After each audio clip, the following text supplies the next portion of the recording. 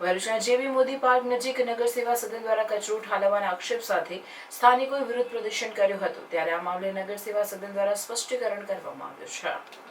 ભરૂચ નગરપાલિકા દ્વારા door to door યોજના હેઠળ એકત્ર કરાયેલ ડોમેસ્ટિક વેસ્ટ ગેરેજમાં ઠાલવવામાં આવતા આસપાસની 4 સોસાયટીના રહીશોએ વિરોધ નોંધાવ્યો હતો.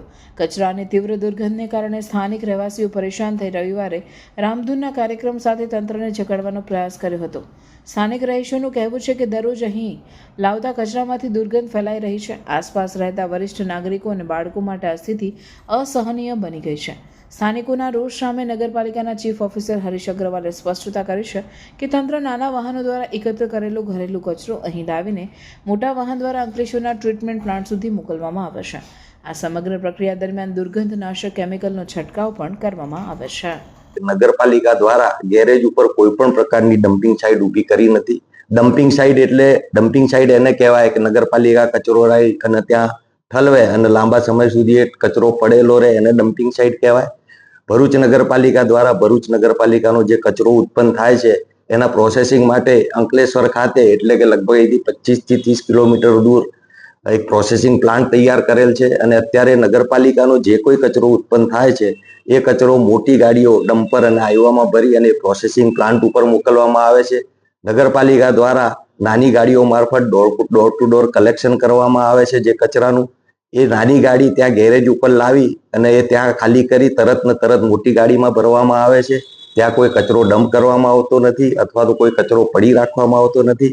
સાથે સાથે જેવી નાની ગાડી ખાલી થાય તરત જ એની ઉપર દુર્ગંધનાશક દવા અને જંતુનાશક દવાનો છંટકાવ કરી અને આજુબાજુ પણ કોઈને કંઈ તકલીફ ના પડે એ માટે નગરપાલિકા પૂરતી ચકાસણી કરી અને કાર્યવાહી કરી રહી છે. નગરપાલિકાના વિસ્તારનો કચરો છે. નગરપાલિકા પૂરેપૂરો પ્રયત્ન કરી રહી છે કે નગરપાલિકાના કચરા નિકાલનો પ્રશ્નનો અંત આવે. એ અનુસંધાને નગરપાલિકાએ પ્રોસેસિંગ પ્લાન્ટ પણ તૈયાર કરી દીધો છે.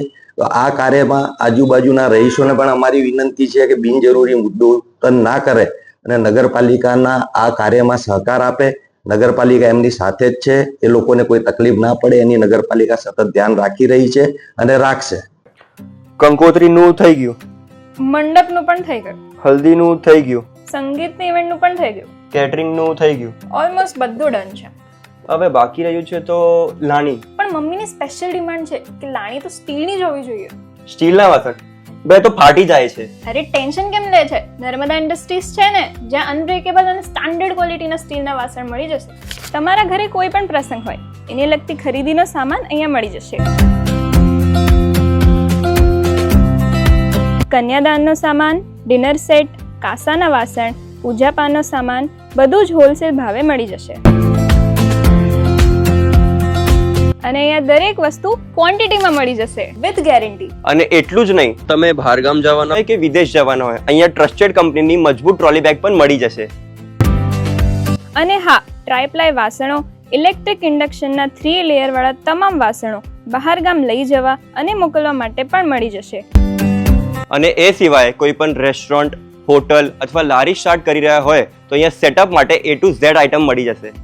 તો વર્ષોથી જૂના અને જાણીતા સ્ટીલના વાસણો માટે એક જ નામ, જે છે નર્મદા ઇન્ડસ્ટ્રીઝ. નર્મદા ઇન્ડસ્ટ્રીઝનું ઇન હાઉસ પ્રોડક્શન હોવાના કારણે બધી જ વસ્તુ હોલસેલ ભાવમાં મળી જશે.